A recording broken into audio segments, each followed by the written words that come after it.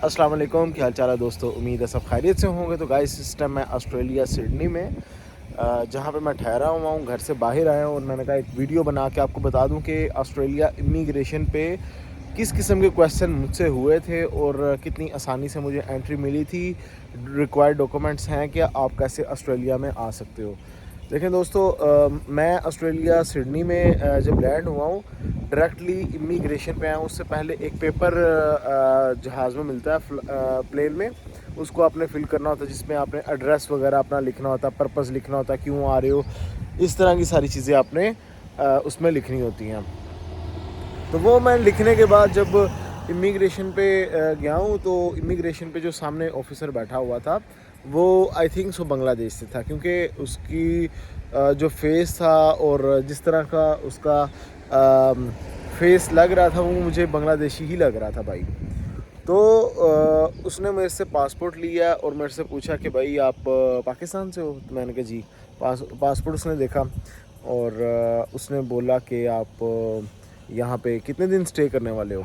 मैंने उसको बताया कि मैंने 6 डेज़ यहाँ पे स्टे करना है। फिर वो बोला कि बड़े थोड़े दिन के लिए आप आए हो।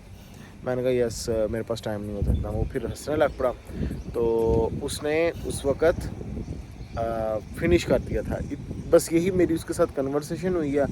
तो स्कैन करके पासपोर्ट उसने रिटर्न कर दिया। ना मुझसे उसने होटल बुकिंग का पूछा, ना फ़्लाइट रिजर्वेशन का पूछा और ना ही टूर प्लान का पूछा। किसी किस्म की कोई क्वेश्चन नहीं मुझसे उसने किया, क्योंकि उसने जस्ट पासपोर्ट स्कैन किया।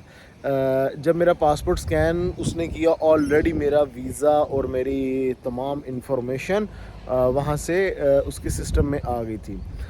देखें, मोस्टली कंट्रीज़ में क्या होता है, जब हम जाते हैं तो वो सबसे पहले क्या करते हैं, वीज़ा चेक करते हैं कि आपके पास वीज़ा कितनी देर का है, कितनी दिन आपने रहना है, कौन सी प्लेस विज़िट करनी है। इस तरह के क्वेश्चंस मोस्टली होते हैं।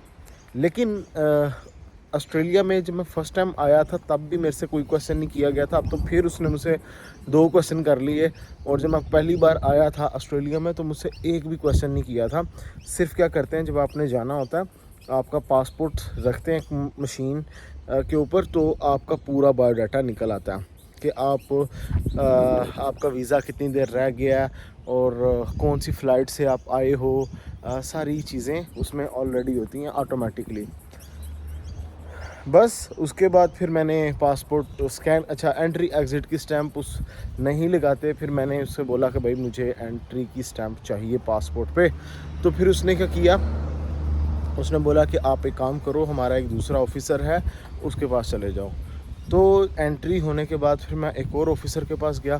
फिर मैंने उससे जाकर रिक्वेस्ट की, तो उसने मेरे पासपोर्ट पे एंट्री की स्टैंप लगा दी और आसानी से जो है मुझे एंट्री मिल गई। अच्छा, अब मैं यहाँ पे आपको रिक्वायर्ड डॉक्यूमेंट्स बताता चलूँ। ऑस्ट्रेलिया के लिए रिक्वायर्ड डॉक्यूमेंट्स हैं क्या, जिनकी बिना पर आप वीज़ा अप्लाई करके आसानी से यहाँ पे आ सकते हो। सिर्फ दोस्तों आपके पास passport copy, visa copy, Emirates ID copy, picture, NOC और 3 मंथ स्टेटमेंट होनी चाहिए। इन डॉक्यूमेंट्स के साथ आप आसानी से वीज़ा अप्लाई करके ऑस्ट्रेलिया आ सकते हो।